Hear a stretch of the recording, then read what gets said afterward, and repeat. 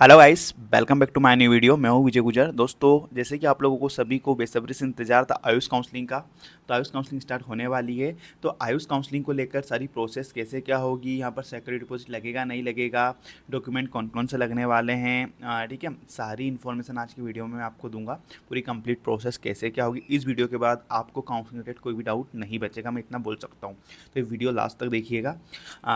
जो लोग अभी तक चैनल पर नए हैं, अगर उन्हें ये वीडियो अच्छा लगे, इन्फॉर्मेटिव लगे, आपके डाउट्स क्लियर हो, तो चैनल को सब्सक्राइब जरूर करिएगा और ऐसे दोस्तों तक ये वीडियो जरूर शेयर करिएगा जो इस काउंसलिंग पार्टिसिपेट करने वाले हैं, ताकि उनके डाउट भी क्लियर हो सके। ओके, तो हम स्टार्ट करते हैं काउंसलिंग के रजिस्ट्रेशन से। तो काउंसलिंग के जो रजिस्ट्रेशन है वो स्टार्ट होने वाले 19 सितंबर से। जी हाँ दोस्तों, 19 सितंबर से आप लोगों की जो रजिस्ट्रेशन है काउंसलिंग के वो स्टार्ट होंगे। ओके, 19 से 24 तक रजिस्ट्रेशन चलेंगे। 19 से 24 तक रजिस्ट्रेशन चलेंगे। अब रजिस्ट्रेशन पे बात आ जाती है, रजिस्ट्रेशन पर क्या होगा, कौन कौन से डॉक्यूमेंट रजिस्ट्रेशन के टाइम लगेंगे, पहले हम यहीं से शुरुआत करेंगे। हम स्टेप बाय स्टेप पूरा कंप्लीट देखने वाले हैं। तो जब आपका रजिस्ट्रेशन होगा तब आपका नीट का स्कोर कार्ड लगने वाला है और एडमिट कार्ड भी चाहिए, क्योंकि एप्लीकेशन नंबर और रोल नंबर की हेल्प से ही आप जो है यहाँ पर रजिस्टर कर पाओगे। इसके बाद आपकी 10-12 की मार्कशीट चाहिए रहेगी। आपके पास अगर आप SC ST OBC से हो तो आपको इनकम सर्टिफिकेट और कास्ट सर्टिफिकेट की ज़रूरत पड़ेगी। और मूल निवासी सभी को पढ़ने वाले जो MP डोमिसाइल के बच्चे हैं उनको मूल निवासी चाहिए, डोमिसाइल सर्टिफिकेट सबको सबके लिए रिक्वायर्ड रहेगा। ओके, और एक चीज़ ध्यान रखिएगा, अगर आपके पास इनकम सर्टिफिकेट 2024 से पुराना है, 2024 का नहीं है, तो आप फिर से अप्लाई कर दो, क्योंकि 1 दिन या 2 दिन में ही इनकम सर्टिफिकेट रिन्यू हो जाता है। ठीक है, क्योंकि इनकम सर्टिफिकेट चाहे तो जैसे आपको पता होगा कि आप यही बोलोगे कि इनकम सर्टिफिकेट की 3 साल की लिमिट होती है, राइट, होती है। आप काउंसलिंग में रजिस्ट्रेशन करोगे, रजिस्ट्रेशन भी हो जाएगा, बट आप जब डॉक्यूमेंट वेरिफिकेशन करवाने जाओगे ना, वहाँ वो इसे बोलें, मतलब वो एक्सेप्ट नहीं करेंगे, वो बोलेंगे कि ये मतलब 2024 का ही चाहिए। तो ये सारी चीज़ें बाद में आपको प्रॉब्लम फेस करनी पड़े, इसलिए पहले ही आप जो है इनकम सर्टिफिकेट रिन्यू करवा लो। ठीक है, तो ये इतने डॉक्यूमेंट लगने वाले हैं। 10-12 मार्कशीट हो गई, इनकम सर्टिफिकेट हो गया, डोमिसाइल सर्टिफिकेट हो गया, डोमिसाइल सर्टिफिकेट हो गया, और इनकम हो गया, और कास्ट सर्टिफिकेट हो गया। SC ST OBC से हो तो आपको कास्ट सर्टिफिकेट भी लगने वाला है। इतने डॉक्यूमेंट की हेल्प से आपको जो है रजिस्ट्रेशन करना है। ओके, अगर रजिस्ट्रेशन करोगे तब अगर सिक्योरिटी डिपॉजिट लगा, मान लीजिए, क्योंकि अभी रूल बुक आया नहीं है, तो आपको बैंक की पासबुक भी लगने वाली है, बैंक की एंट्री भी लगेगी, क्योंकि अगर सिक्योरिटी अगर मान लो आपको कॉलेज नहीं मिलता है, तो जो आप डिपॉजिट कर रहे हो वो मतलब आपको रिफंड कौन से अकाउंट में होगा, तो इसलिए आपको अकाउंट की डिटेल भी फिल करनी होगी। ठीक है, जिसका खुद का पर्सनल अकाउंट नहीं है वो ओपन करवा लो इजीली, वो भी 1 दिन में, 1 घंटे में हो जाता है। तो रजिस्ट्रेशन प्रोसेस हो गई। जब रजिस्ट्रेशन प्रोसेस आप कर रहे होंगे तो उसका चार्ज लगने वाला 500 रुपीज़, और 50 रुपीज़ पोर्टल चार्ज लग सकता है, तो 500 रजिस्ट्रेशन चार्ज लगेगा। उसी टाइम आपको पता होगा उस नेक्स्ट सेकेंड पॉइंट, अगर वो शेड्यूल आपने देखा हो तो उसमें था एडिट, जो आपने रजिस्ट्रेशन करा उसे एडिट भी कर सकते हो इसी टाइम में। साथ में आपको जो है डॉक्यूमेंट वेरिफिकेशन करवाना है, अभिलेख सत्यापन, थर्ड पॉइंट जो था। तो जब रजिस्ट्रेशन आप करोगे ना, उस टाइम आपको डॉक्यूमेंट वेरिफिकेशन की डिटेल फिल करनी होगी कि आपको ओवरऑल जो सेंटर्स दिए रहेंगे MP में, टोटल 9 सेंटर्स रहेंगे, जिसमें भोपाल के 3 सेंटर्स, यूनानी गवर्नमेंट कॉलेज, मतलब गवर्नमेंट का जो यूनानी कॉलेज है वो, गवर्नमेंट होम्योपैथिक कॉलेज और गवर्नमेंट आयुर्वेदिक कॉलेज, फिर गवर्नमेंट आयुर्वेदिक कॉलेज इंदौर, अष्टांग college, government Ayurvedic college Ujjain, government Ayurvedic college Rewa, government Ayurvedic college Jabalpur, government Ayurvedic college Gwalior, government Ayurvedic college almost, ठीक है, ऐसे टोटल जो 7 आयुर्वेदिक कॉलेज है, वो एक होम्योपैथिक और एक यूनानी कॉलेज, इतने सेंटर्स रहेंगे। तो आपको इसमें से कोई भी सेंटर चॉइस करना है और एक डे सिलेक्ट करना है, 19 से 24 के बीच में। ठीक है, उस पर्टिकुलर डे को आपको उस सेंटर पर जाना, डॉक्यूमेंट वेरिफिकेशन करवाना है। ओके, मतलब मान लीजिए आपने कोई सेंटर चॉइस कर लिया, जैसे मतलब आपने मान लीजिए जैसे 19 को रजिस्ट्रेशन करा और आपने 20 की डेट सेलेक्ट कर ली, और आपने डॉक्यूमेंट सेंटर वेरिफिकेशन सेंटर आपने सेलेक्ट करा इंदौर अष्टांग, और आपने डेट सेलेक्ट करी 20 तारीख, उसमें भी स्लॉट रहेंगे 9 से 12 और शायद 2 से 5, 9 से 12 और 2 से 5 दो टाइम रहेगा, उसमें भी आपको स्लॉट बुक करना है। 20 में आपने फर्स्ट स्लॉट 9 से 12 आपने सेलेक्ट कर लिया, तो आपको 20 तारीख को अष्टांग कॉलेज में जाकर डॉक्यूमेंट वेरिफिकेशन करवाना है। ठीक है, और हाँ, एक चीज़ ध्यान रहे, ऐसा नहीं है कि आपने 20 तारीख चॉइस करी तो 20 को ही आपका डॉक्यूमेंट वेरिफिकेशन होगा। सेंटर पर हो सकता है भीड़ बहुत ज़्यादा हो तो आपका 20 को ना हो, 21 को या फिर 22 को, कोई दिक्कत नहीं। मतलब आपने जो डेट सेलेक्ट करी उसके बाद जो लास्ट डेट है 24 तारीख तक डॉक्यूमेंट वेरिफिकेशन, तब तक आपका डॉक्यूमेंट वेरिफिकेशन हो जाएगा, कोई प्रॉब्लम नहीं है। मान लीजिए आपने 21 तारीख सेलेक्ट कर ली और अब 21 तारीख को नहीं जा पाए सेंटर पर, तो कोई बात नहीं, 22, 23 को, 24 को भी जा सकते हो, कोई दिक्कत नहीं है। ठीक है, तो आपको डॉक्यूमेंट वेरिफिकेशन का जो डिटेल है वो सारी चीज़ें आपको जब रजिस्ट्रेशन करोगे उसी टाइम फिल करनी होगी।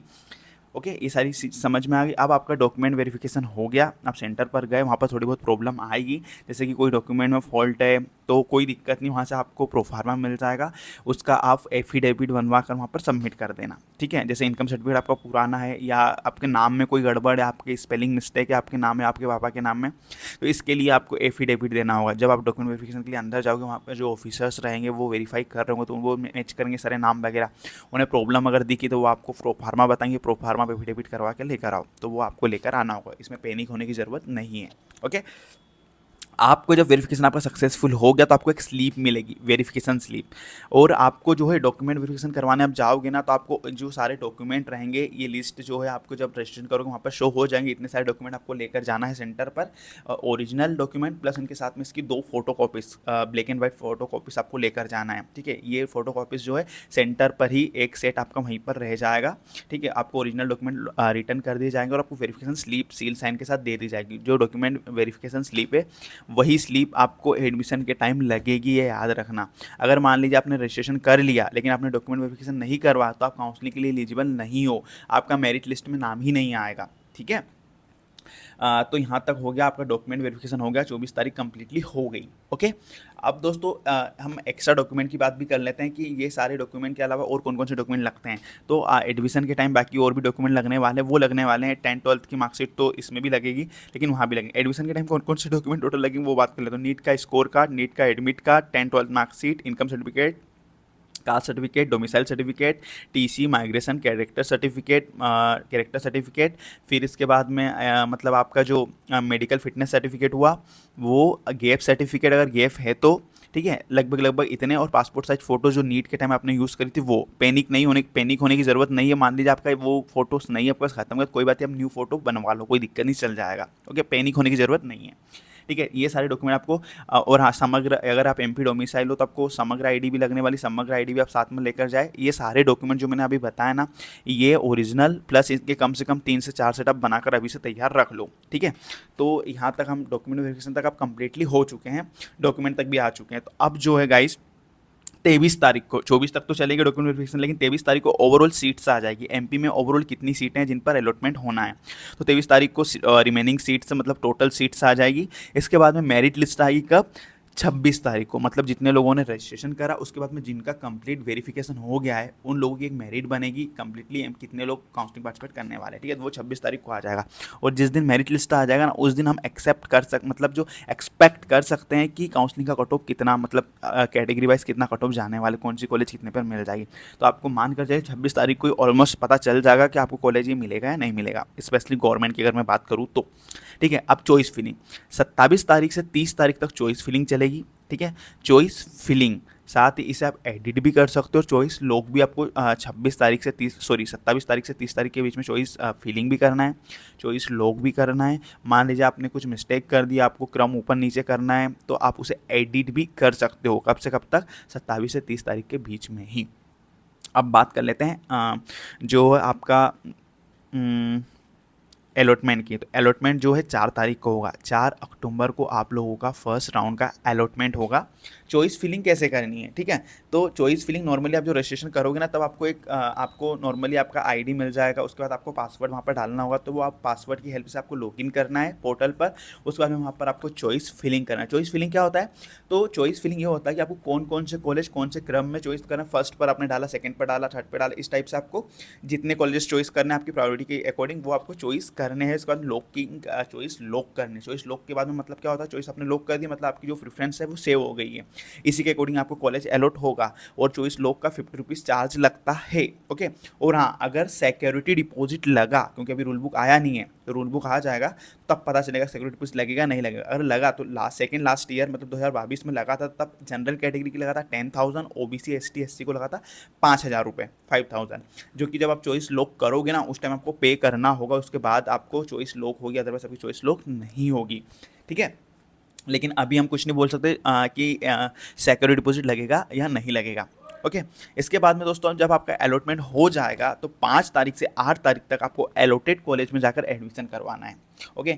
तो अलॉटेड कॉलेज में जैसे मान लीजिए आपको कोई कॉलेज जैसे शुभदीप इंदौर मिल गया, या फिर अष्टांग आयुर्वेदिक कॉलेज इंदौर मिल गया, फिर भोपाल मिल गया, जो भी कॉलेज मिला वहाँ पर आपको जाना है, उस कॉलेज की कंप्लीटली फीस लेकर, साथ ही आपकी डॉक्यूमेंट, ओरिजिनल डॉक्यूमेंट प्लस साथ में कम से कम 3 सेट, ठीक है, 3 से 4 सेट करवा लेना। एक सेट तो आप अपने पास रखना और 2 सेट आपको कॉलेज में सबमिट करने होंगे, ठीक है, ओरिजिनल प्लस उसकी जो है black and white photo copies. Okay, तो ये सारी चीज़ें लेकर आपको जानी है कॉलेज में।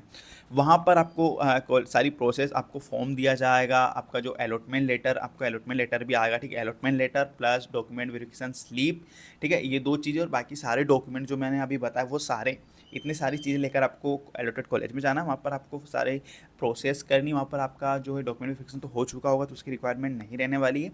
तो वहाँ पर फॉर्म फिल करने के बाद में आपको जो है मतलब आपके डॉक्यूमेंट वगैरह वहाँ पर एक फ़ाइल में सब चेक मतलब रख के उनको चेक करवाना। उसके बाद में आपको फ़ीस जो कॉलेज की है पर्टिकुलर वो फ़ीस लेकर जाना है। उसके बाद में जैसे आप फ़ीस पे कर दोगे आपका एडमिशन लगभग डन माना जाएगा। उसके बाद आपको एक एडमिशन स्लिप मिल जाएगी। जैसे ही आपको एडमिशन स्लिप मिली मतलब आपका एडमिशन डन हो गया। और आपका अगर एडमिशन हो जाता है तो आप जो है काउंसलिंग से बाहर हो जाओगे, नेक्स्ट राउंड में आपका मेरिट लिस्ट में नाम नहीं आएगा। अब मान लीजिए जिन लोगों को कॉलेज अलॉट हुआ लेकिन उनको कॉलेज पसंद नहीं आया तो वो अपग्रेड कर सकते हैं, अप टू अपग्रेड ऑप्शन, ठीक है। ये कब तक कर सकते हैं? अगर आपने अलॉटमेंट लेटर डाउनलोड कर लिया तो अपग्रेड का ऑप्शन आपके पास नहीं रहेगा। जब आप अलॉटमेंट लेटर पर क्लिक करोगे तो वहाँ पर आपको अपग्रेड ऑप्शन रहेगा और अलॉटमेंट व्यू अलॉटमेंट रहेगा। तो व्यू अलॉटमेंट पर क्लिक ना करते हुए आपको क्लिक करना है up to upgrade. Up to upgrade पर आप क्लिक करोगे तो नेक्स्ट राउंड में आपको फ्रेश चॉइस फिलिंग करने का मौका मिलेगा और ये कॉलेज ऑटोमेटिक आपके सबसे लास्ट में चॉइस में आ ही जाएगा जो इस बार अलॉट हुआ था। मतलब ये कॉलेज तो आपको कहीं नहीं जा रहा है। इससे ऊपर जो कॉलेजेस आप चॉइस करोगे उसमें से अगर कोई सा कॉलेज नेक्स्ट राउंड में अलॉट हुआ तो ठीक है, अदरवाइज ये कॉलेज फिर से आपको अलॉट हो जाएगा। अब मान लीजिए आपको कॉलेज अलॉट हो गया बट आपने अप टू अपग्रेड पर भी क्लिक नहीं किया, ना ही व्यू अलॉटमेंट पर क्लिक किया, यानी कि आपने एडमिशन भी नहीं लिया और अपग्रेड पर भी क्लिक नहीं किया, कोई बात नहीं, तो भी आप नेक्स्ट राउंड में जा सकते हो, ठीक है। नेक्स्ट राउंड में आपको पार्टिसिपेट करने का मौका मिलेगा लेकिन आपका लास्ट टाइम वाला कॉलेज सेफ नहीं रहेगा यहाँ पर। ओके, खैर ये तो बात की बात है। मुझे लगता है कि काउंसलिंग रिलेटेड आपकी सारी इन्फॉर्मेशन आज की इस वीडियो में मैंने दे दी है। अगर इसके बाद भी ऐसा कुछ लगता है डाउट काउंसलिंग रिलेटेड तो वो आप मेरे से कमेंट्स में पूछ सकते हो। अच्छा, फ़ीस कैसे पे करनी है? तो कॉलेज की जो फ़ीस है वो डीडी के रूप में आप पे कर सकते हो, आप यूपीआई से पे कर सकते हो, आप चेक से पे कर सकते हो, है ना। आप कोई किसी कॉलेज में कैश भी दे सकते हो। तो ये सारे ऑप्शंस है फ़ीस पे करने के लिए। अच्छा, बहुत सारे कॉलेजेस एक्स्ट्रा फीस तो नहीं लेंगे, जेन्युइन फीस उससे ज़्यादा। भाई फीस का तो मैं कुछ नहीं बोल सकता क्योंकि वो मेरे हाथ में नहीं है। वो कॉलेज वाले जितनी बोलेंगे आपको देना ही पड़ेगा, उसमें हम कुछ नहीं बोलते, सबसे ले रहे हैं यार, वो अपने हाथ में तो कुछ है नहीं, है ना। तो फीस बढ़ाकर ही ले रहे हैं सारे, एक्स्ट्रा अमाउंट लगभग 1 लाख रुपए के आसपास तो एक्स्ट्रा ले ही रहे हैं जेन्युइन फीस से। तो वो एक मतलब अदर मैटर हो गया, वो मेरे हाथ में कुछ नहीं क्योंकि वो तो कॉलेज वाले ले रहे हैं। लेकिन सारी प्रोसेस आपको कॉलेज दिलाने तक, कॉलेज में एडमिशन लेने तक वो मैं आपकी हेल्प कर सकता हूँ, ठीक है। तो आप लोगों को ज़्यादा पैनिक होने की ज़रूरत नहीं है। आप मेरे वीडियोज़ देखकर ईज़िली सारी प्रोसेस कर सकते हो। आपको स्टेप बाय स्टेप काउंसलिंग का जो रजिस्ट्रेशन प्रोसेस है उसका वीडियो भी मिल जाएगा। आप मेरा वीडियो देखकर खुद भी रजिस्ट्रेशन कर सकते हो, ठीक है। तो ज़्यादा से ज़्यादा लोगों तक ये वीडियो शेयर करें और आपको कोई डाउट हो तो आप कमेंट में पूछ सकते हैं, ठीक है। Thank you.